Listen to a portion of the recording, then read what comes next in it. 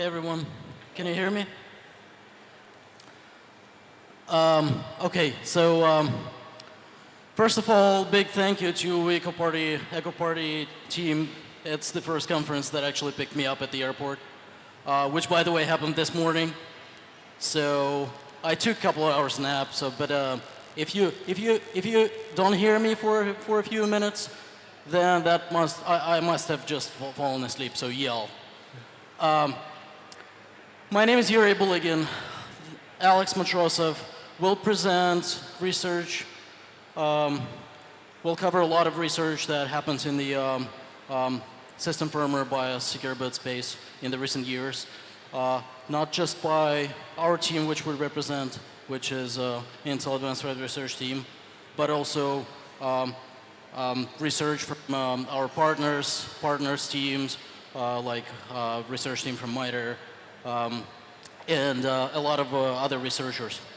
So hopefully it is our belief that we, as an industry, learn how to mitigate gaps in those kind of obscure things like firmware and BIOS by learning what kind of attacks and exploits happened in the past and are happening and about to happen. So this is how material is structured. We are mostly will be talking about past classes of attacks.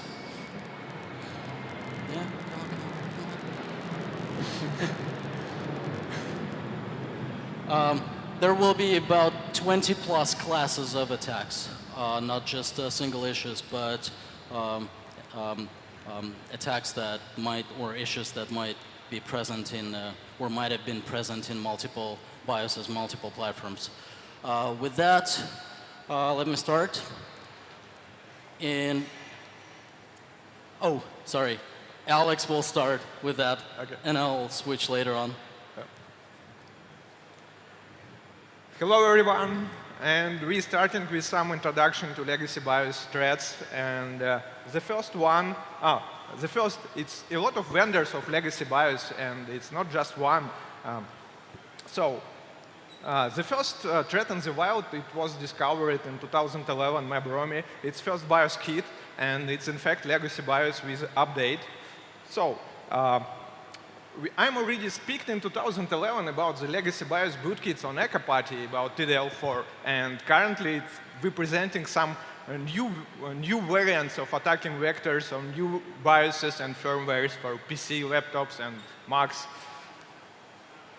Okay, world moved to UEFI firmware, and it's a high-level figure which show the workflow or booting flow of UEFI BIOSes, and it's starting with CPU reset and go step by step to execute runtime OS. So it's also high-level picture show secure boot, how it's worked.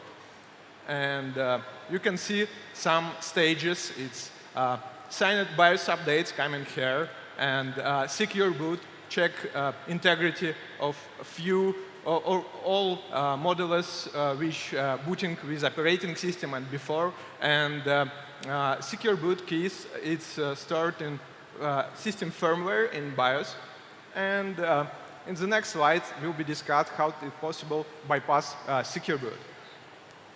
Okay, attacks against firmware. So we have more than 10 vectors of attacking of modern BIOSes, and we will be discussing how it works, and also we provide information how it's possible to bypass secure boot for Windows 8.1. First attack, it's show how it's possible to modify the platform key in VRAM. In VRAM, it's a memory which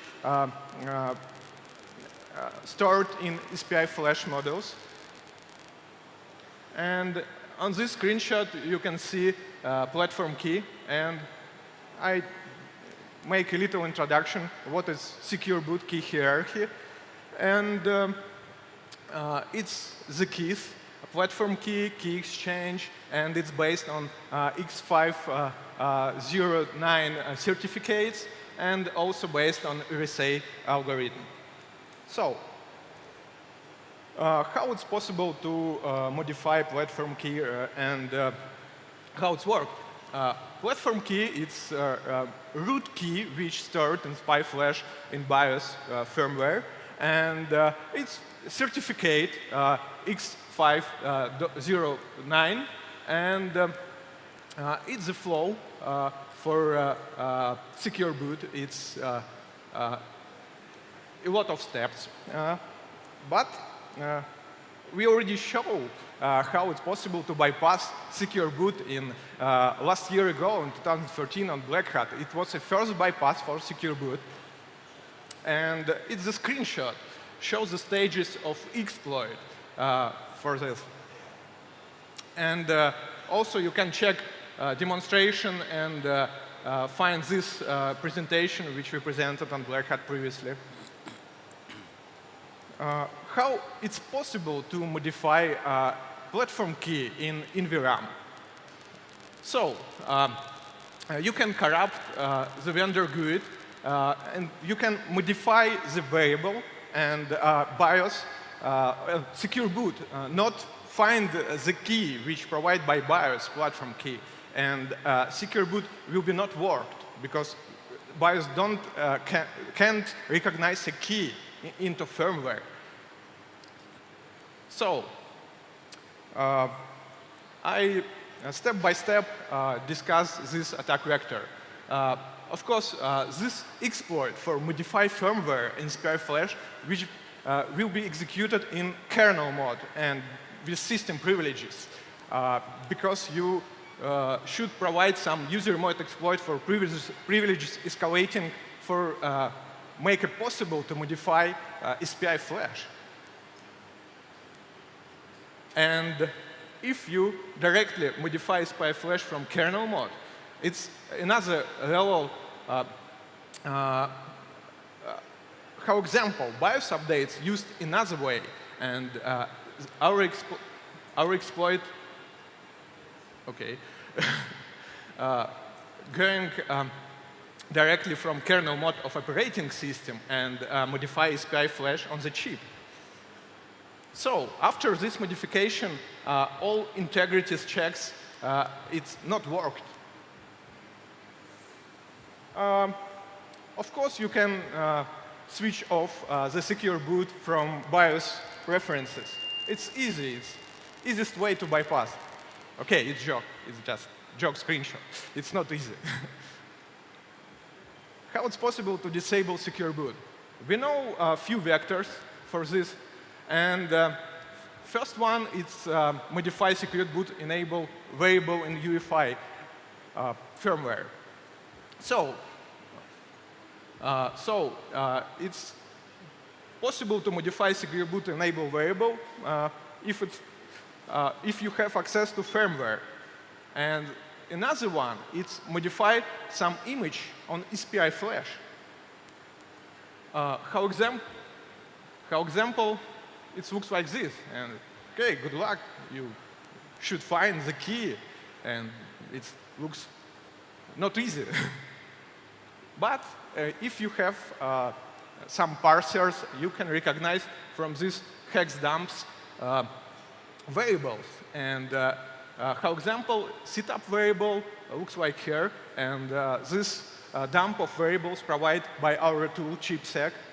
It's open source tool, and we provide the links on the next slide. It's the differences when secure boot on and secure boot off in variables. And it's the commands of chipsec. Okay, Yuriy, your move. I'm awake. No worries. Thanks, Alex. You guys have a translation, right? So I need to apologize, for translation, because your translators have to translate not from English but from Russian English. So sorry about that, but we'll get through. So as Alex mentioned, in this previous attack that worked by just disabling secure boot. And the reason is that the BIOSes on some of the platforms, they store that policy bit for enabling or disabling secure boot in the non-volatile configuration somewhere on the SPI flash, completely unprotected, available to anyone, in fact, available to the user mode applications or exploits. So, and that variable was called setup variable. The interesting part about setup variable is when you go to the BIOS into the settings, you change the settings, you enable things, USB or so on. Those settings have to be stored somewhere, and they have to be stored in a non-volatile memory in the ROM, so that upon next reboot they are not lost. And typically UEFI-based firmware stores those settings in this setup variable. So that variable appears to be pretty rich in features, including features that should have never been there in the first place. So that next attack, the third attack, exploits almost same exact problem, but slightly different. So in the previous problem, that was a policy control that enables disable secure boot. But when the adversary does that exploit and the system boots, the antivirus software can detect that. It can see that secure boot was turned off. Now here, the UEFI-based BIOSes, they also have policies, and the policies define what the BIOS should do upon certain events, like for example.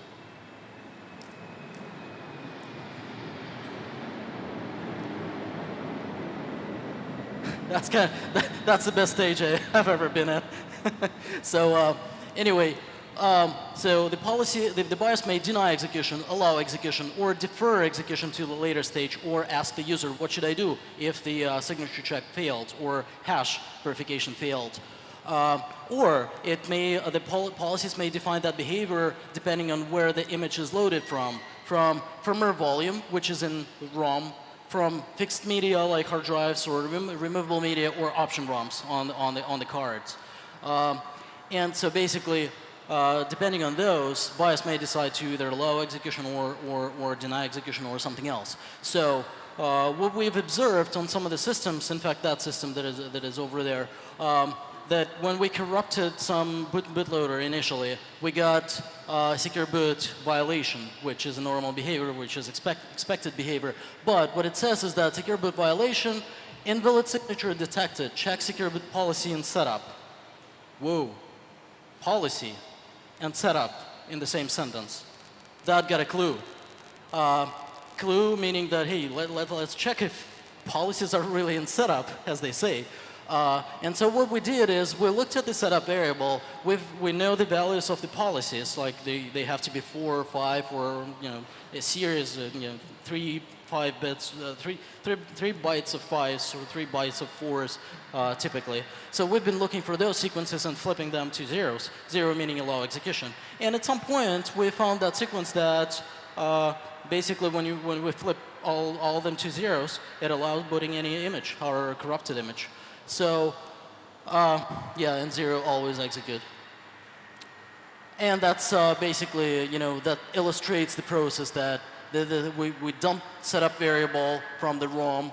We found that sequence of 0, 4, 4, that option ROM policy, fixed media policy, and removable media policy, and we flipped them to zeros, allowing execution. Now, that was a co-discovery with our partners from MITRE Corporation. They actually have a slide showing that they disassembled the code and found that the BIOS indeed reads those policies from the setup variable, not hard-coded values or from anywhere else. So, how to avoid those previous two problems? Well, you have setup variables. You have UEFI variables.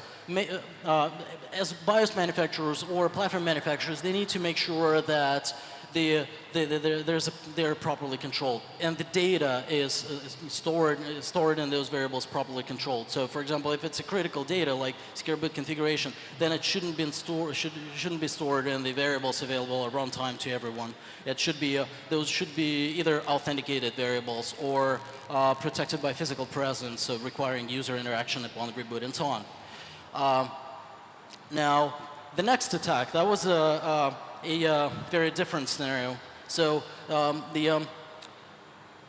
this is a kind of a simplified logic of how BIOS loads different executables and how it reacts to different formats of the executables. Because signatures in UEFI are only supported for PE-COF executables. And if it's not PE-COF, then obviously you shouldn't load that executable because you cannot really verify signature. It doesn't exist there.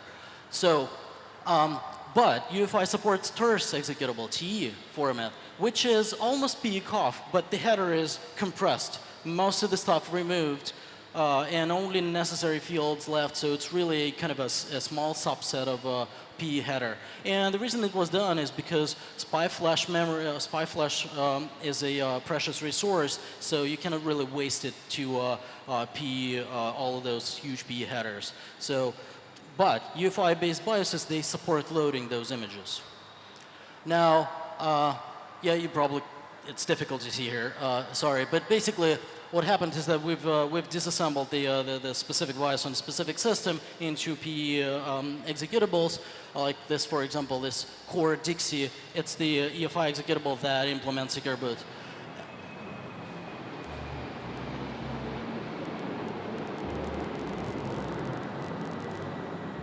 So this slide shows cool thing. It shows that we can disassemble.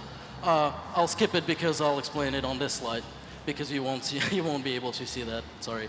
So what the previous slide essentially showed is that the BIOS implementation, and specifically that implementation that we've observed that vulnerability in, had an execute, let's call it execute security handler, and it was calling function call, let's call it get file buffer, to read an executable image from hard drive. Now, if that image, the get file buffer, fails to load that image because it doesn't recognize its format, like it's not PE-COF, then it returned load error. The problem is that the parent, the main function, execute security handler, when it sees that there's an image load error, it actually returned EFI success. What that means is that this handler, which is supposed to verify signatures, when it doesn't recognize format of the executable, it says that this image is OK. You can proceed loading it. And the further BIOS code, it can load TE executables. So it proceed loading them. So basically, what that attack results in is you just need to convert a malicious PE-COF executable, let's say bootkit, to TE, replace the header, replace that resulting image, replace OS bootloader legitimate with this new image, and that is enough to bypass secure boot on such systems. Now, the next attack has to do with a thing called compatibility support module. So compatibility support module is designed to support loading legacy OSs through legacy MBRs and legacy option ROMs on top of UEFI firmware. Now, the thing is, when you load OS through the MBR, there's no secure boot, even if the BIOS supports secure boot. So it is a no-no to enable CSM with secure boot. That what happens on some of the systems. Well, then the other systems were a little bit more smarter. They actually didn't allow you to enable CSM in that BIOS setup screen. However, they stored policy control that enables or disables CSM in, you guess where, setup variable. So you can flip that bit in the setup variable through the same mechanism as we described previously, and you enable CSM with secure boot, which means that if secure boot fails, the OS still boots through the MBR. Now, there are a couple of attacks that are related, slightly different. BIOS needs to be able to clear a configuration, to reinstall all the keys, or to restore them from the default values. Now, the problem is that some of the BIOSes, they actually been storing those bits that tell, upon next reboot, clear that secure boot configuration in the runtime accessible variables, same setup. So when you flip that bit, telling the BIOS, clear the configuration. Upon next reboot, it will clear all the keys. Of course, as soon as it clears all the keys, secure boot is off because there is no root certificate. And that has, well, this is very similar. This is a very similar issue, but instead of clearing it, the BIOSes might have restored default values of the keys. In addition to the keys, it was restoring default values for the whitelists and blacklists. Now, what's the problem if those are protected? Sometimes they're not, but even if they are protected, you could have installed later added hashes or certificates into the blacklist. And if malware is able to revert those changes, then all those blacklisted EFI executables can run. So, and that was my favorite. We actually spent a couple of weeks to discover it. So the way to bypass secure boot is through just reboot on that particular system. It was a honest bug, quickly fixed, but it was hilarious because we on some system we tried to disable secure boot through the mechanism that I described earlier, and we were able to change the configuration, disable secure boot, but then upon reboot, so we were happy, yeah, cool, we bypassed secure boot, but then upon reboot, the system showed, hey, your secure boot configuration changed. We were so bummed because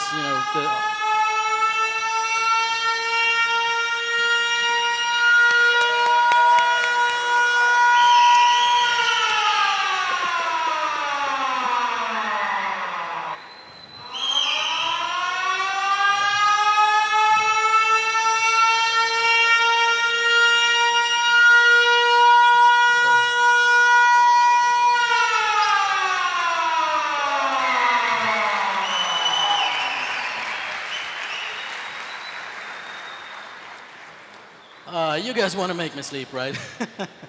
No, that amount, nah. Well, okay.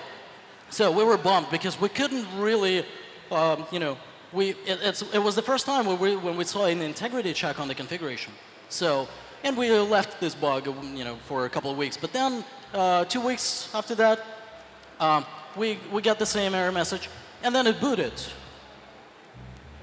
without secure boot. So what happened is the BIOS allowed us to disable secure boot, and it checked that we actually changed configuration on as an unauthenticated user, and it told us. It beeped 3 times, showed this message for a few seconds, and then proceeded booting with all modified settings. So the BIOS attack surface is pretty large, as you can see. So we usually swap the flower, just depending on how we feel today. So let's talk about some of the problems associated with the configuration. And you saw that the previous configuration was, the previous attacks were also related to configuration because BIOS wasn't properly protecting configuration. Now, what can happen? What else can happen if you if you have access to that setup variable? Well, the thing is that setup variable contains a lot of critical data. A lot of critical data for BIOS, not just to ensure, secure boot, but also to just boot. If BIOS cannot find a, valid, legitimate configuration in that setup, it just doesn't know how to boot. It doesn't know what to do. It doesn't know how to initialize the system, which features to enable, so it just halts, right? So what happens is, on those systems with that vulnerability, whoa, not that fast. Okay, so with those vulnerabilities, if the malware just clobbers the contents of setup or just removes it, it can also remove some default values as well, conveniently. So once malware does that, the system becomes unbootable. It essentially becomes a brick. So that allows user mode malware brick essentially permanently make system unbootable. That scares a lot of me. So, and that was a co-discovery with MITRE researchers, Corey, Zeno, and others. Also, Jonathan Brassard a few years ago described that some of the BIOSes, they actually do not or some of the pre-boot software do not sanitize passwords that you enter. For pre-boot authentication systems or full disk encryption or just the BIOS password, do not sanitize from the BIOS keyboard buffer, which is under 1 megabyte. So later on, any software can just read that buffer unsanitized in plain text and discover your password. That's obviously also a problem. So the next class of problems are associated with write protecting that BIOS firmware on the SPI flash. And surprisingly, even today on modern systems, a lot of systems that just do not plainly write protect their firmware or write protect it incorrectly, insufficiently. So yeah, there's just a lot of text. Sorry. So there are multiple mechanisms to protect BIOS firmware offered by the hardware. One of the mechanisms is using the SPI chips, write protect pins and so on. But the other mechanisms are offered by the SPI host controller in the chipset. It also has several variations. For example, you can set up range registers and protect certain ranges from reads or writes in the SPI flash, or you can enable so-called SMM-based protection, which allows only SMI handlers to write the BIOS or disable the protection and then write the BIOS, but nobody else. And hopefully that SMI handler will verify the digital signature on the BIOS before writing it. Well, this is a screenshot of ChipSec. If we have time, we'll just show the demo. But basically, you can run ChipSec tool, a specific module for ChipSec tool that tests all those write protection mechanisms, and it tells you whether BIOS is write protected or not on the system. So on this specific system, it's hard to read. Sorry about that. So, but basically, it says that BIOS region write protection is disabled, and none of the SPI protected range registers write protect BIOS region. So basically, none of the mechanisms available are used, and therefore the BIOS completely can be reflashed. And this is the fact that we actually used to do the first exploit, the platform key exploit, because platform key was completely writable. Now, yeah, this is the screenshot. What happens if your BIOS is not write protected? You can see. In your BIOS, don't worry, your OS boot has been secured. Kind of sounds funny, but when you think that this text is written in the ROM of your system, that doesn't look funny anymore. So, okay, so we obviously, as an industry, started doing a whole lot in the recent couple of years. And in fact, a lot of patches now are available to the BIOSes from different vendors and manufacturers. Unfortunately, not all of those patches are correct. Because you can see that Sub-Zero tool or a framework by Teddy Reed, available, it's an open source tool, picked up an update from some manufacturer. And disassembly shows that that update was trying to patch the previous issue. It was trying to enable write protection. However, it didn't do that correctly. So this value 2 is incorrect. It should be either 22 or something. So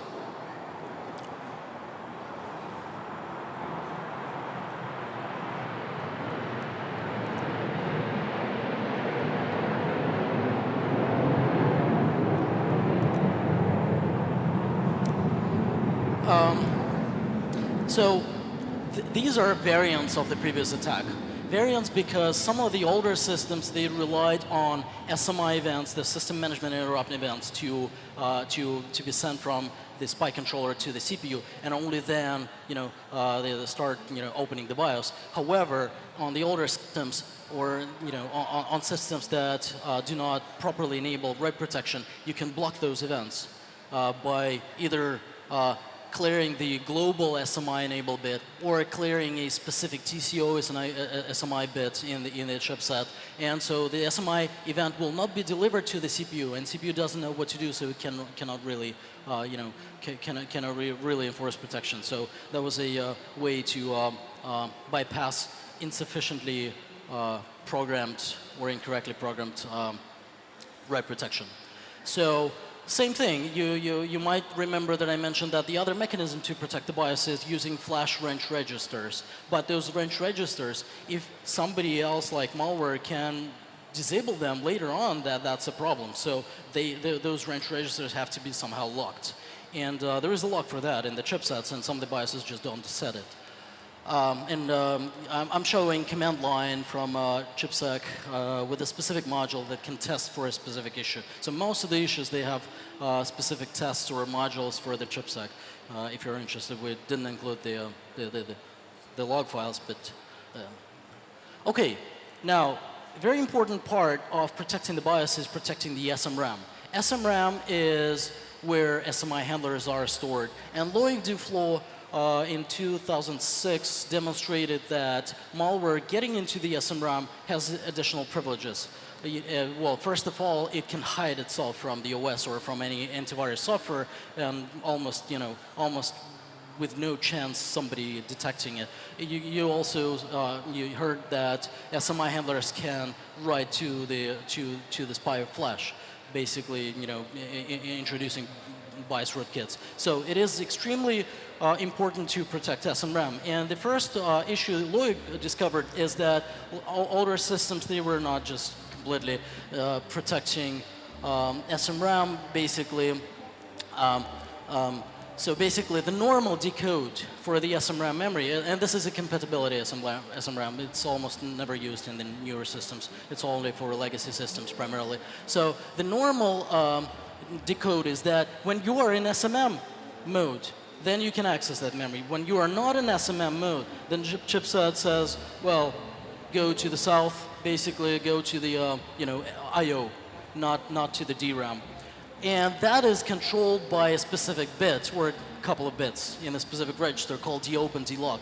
And this is their proper position to enforce that protection. So some of the BIOSes, what they did is that they were not setting delock. And when you don't set delock, somebody can change deopen to set it to 1, and basically that protection is not enforced anymore. Even if you are not in SMM, you can still get to that memory.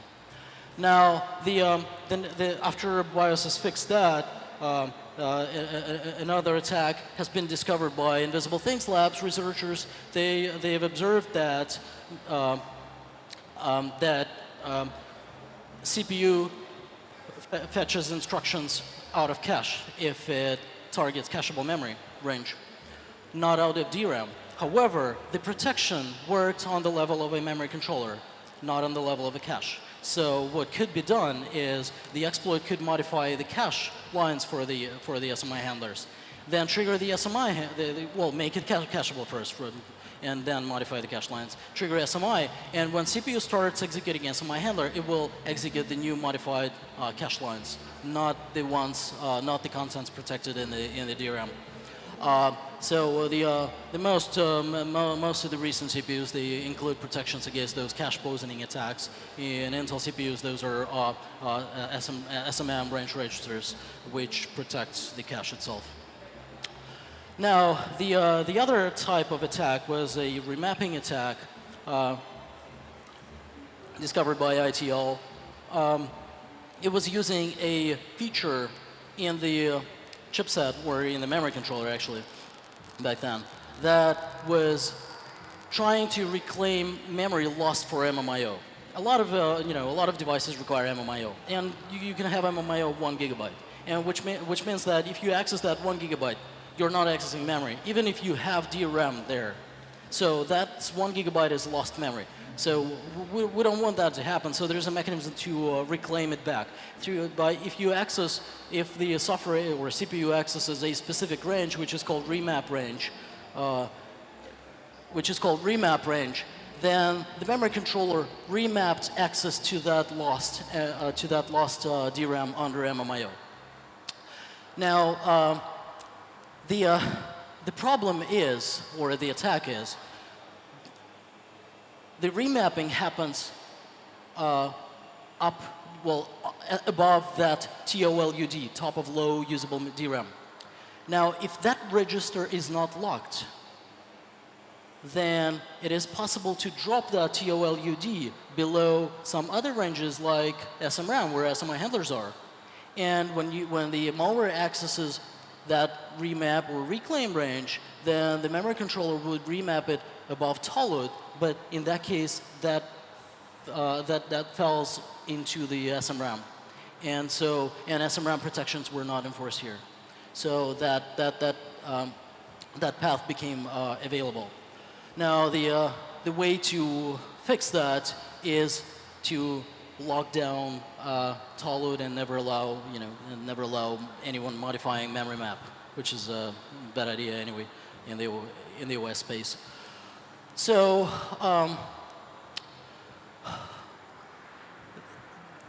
there are also other mechanisms available in the chipsets that allow graphics drivers to talk to the graphics, basically access graphics memory through so-called graphics aperture. And in a normal case, how that works is when there's an MIO bar which points to so-called graphics translation table containing page table entries which define how to remap access to that graphics aperture to graphics memory. Now, that's a normal decode. And you can see that the SMRAM is here. And this is the first legitimate SMM instruction. Now, if the previous vulnerability exists on the system, then instead of using remapping, the attacker can abuse this mechanism to also compromise SMRAM. And the way that happens is also drop Tollwood below SMRAM, but then overlap SMRAM with the graphics aperture, and also change the graphics translation table PTE such that access to this graphics aperture is getting remapped to some other fake memory, call it fake SMRAM. So what will happen is that when CPU enters SMM mode, it will attempt to fetch an instruction, but because of this double redirection, the fetch will go to graphics aperture. Well, first of all, it will go to MMIO because the Tollwood is below. Now, because it's LMIO and it falls into a graphics aperture, the memory controller will remap this graphics aperture using those page table entries. It will consider it as an access to graphics memory. And it will remap, because those entries are modified, it will remap to some fake SMRAM. So what will happen is when CPU fetches the instruction, because of this double redirection, it fetches an instruction from a completely different memory. So you don't directly modify stuff in the SMRAM, but you force CPU in SMM to execute instructions not from where it was supposed to execute them. Well, and the other important class of problems or a class of protections that exist and should exist in modern systems is protecting the SMRAM, SMI handlers from DMA attacks, because you don't want, let's say, network adapter with a rogue firmware or a compromised firmware on it to do the DMA into the SMI handlers and modify SMI handlers, which then will modify BIOS, and good luck with that from that point on. So you don't want to do that. So the hardware protects SMRAM from that access by, ensuring that any access that goes above TSEG-based, TSEG is a different name for SMRAM.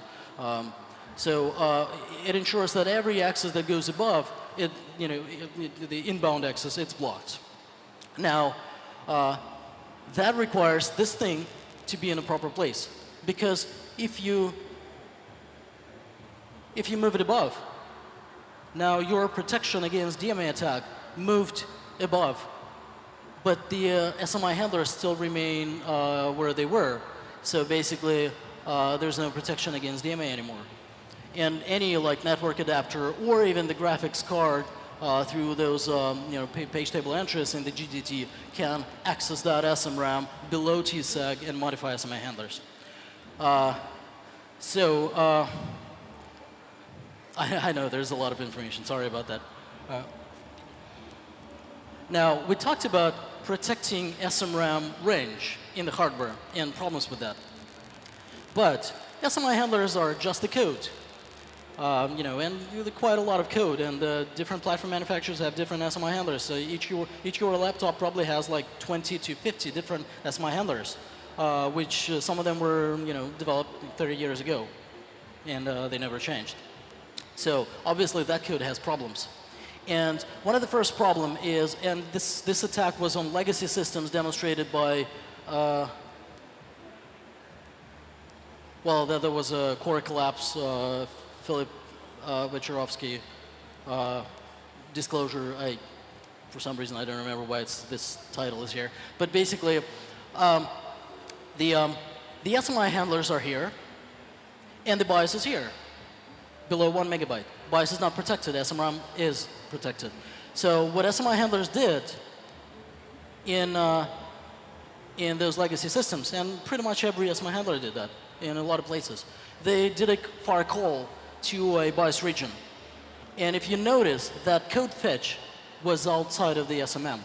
And the reason they were doing that is that because they needed the same routines as the BIOS needed, like access to power management, access to I/O, same functions. Why would they waste space in the SMRAM if the same functions already existed, shadowed in the DRAM by the BIOS, right? So they were reusing those routines by calling them directly from the SMRAM in the BIOS memory, which is not protected. So the attack would be basically replace something with a malicious payload, call that SMI handler. The SMI handler will invoke that code for you. So, and the core collapse described that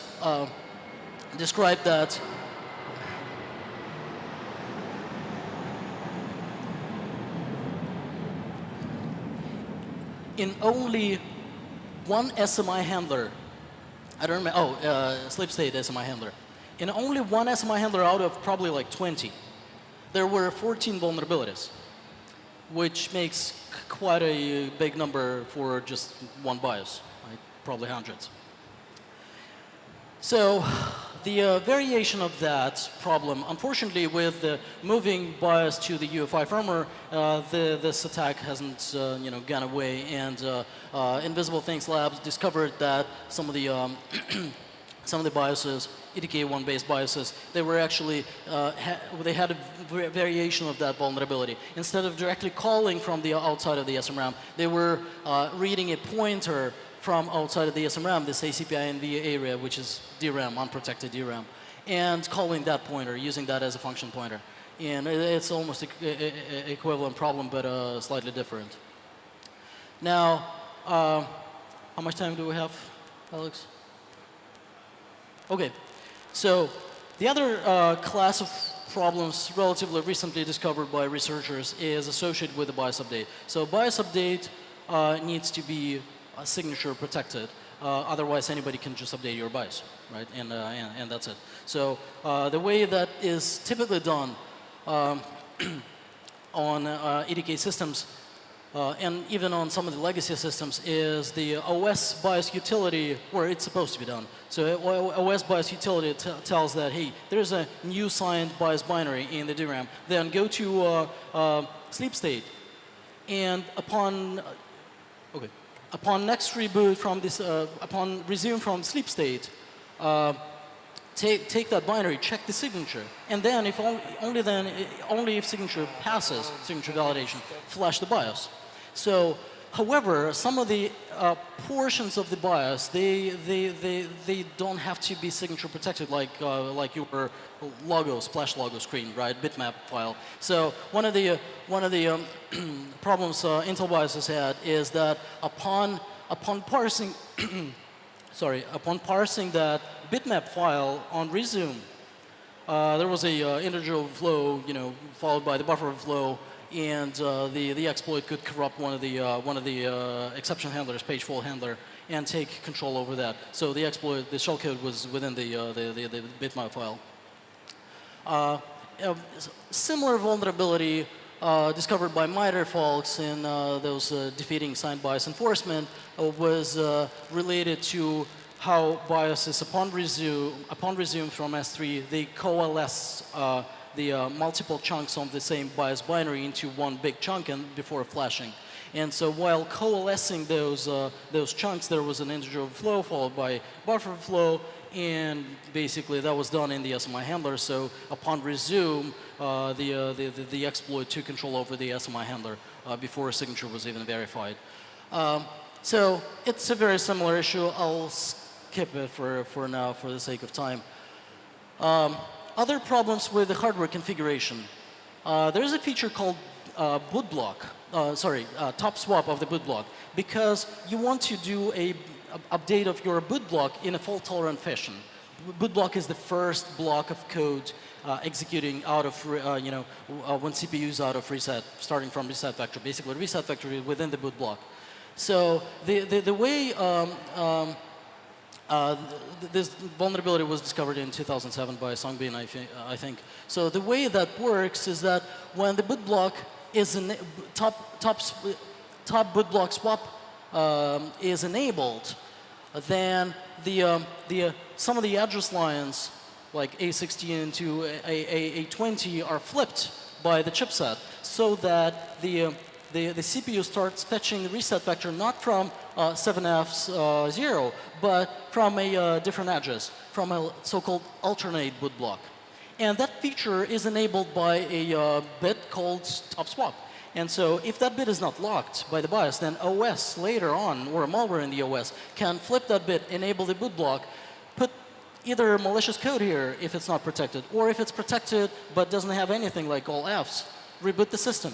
And because that bit is sticky, so it actually survives reboot, then upon next reboot, the CPU will start reset vector, fetching reset vector, not from here, but from here, from all Fs, and you got a brick. Okay, so all of those attacks, they seem to require kernel privileges. And they mostly are, because you need to access hardware to attack firmware, to attack the BIOS. You need to access interfaces like I/O, config, PCI config registers, MMIO, memory, and so on. But do they really, in the modern systems, require kernel privileges? They only require kernel privileges until there is a driver assigned for the OS that allows you that access. And one example, and there were examples of malware that use drivers that sign drivers that access something that they shouldn't have. And one of the recent examples of Read Write Everything, one of the tools that everybody likes, it allows you to access all hardware resources. So all of those previous attacks, even those that required kernel-only mode privileges, now through that vulnerability or through that driver, allow any user mode malware to do the attack. Okay, so I have about 1 minute, I think. The best practices are, enable hardware protections for the BIOS firmware and the SMRAM. That's the first thing to do. Have a recovery mechanism for the BIOS firmware and the essential configuration, so that your system doesn't break if somebody modified it.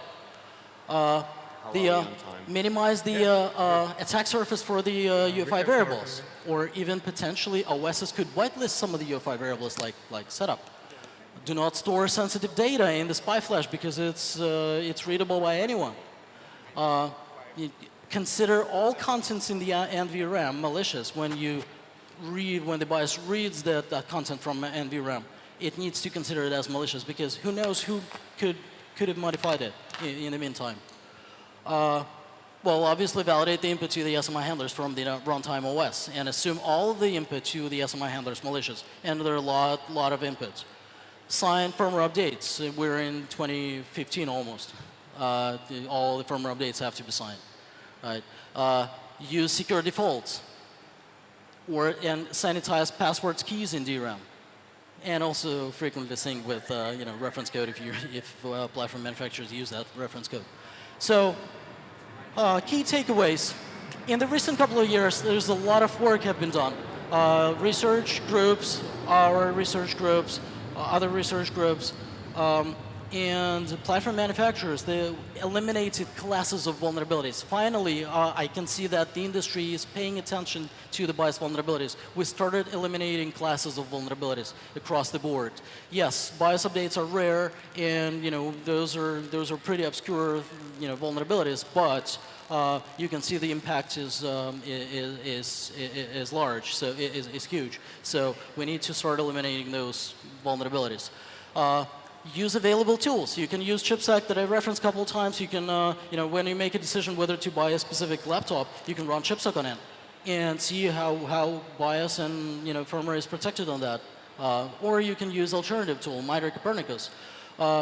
we can see that industry forums like UEFI forums started taking leadership in coordinating security advisories and vulnerabilities. Like, for example, UEFI forum recently formed UEFI security response team. Plus, there is a UEFI security sub-team and PI security sub-teams, which discuss attacks and different gaps and mitigations, right?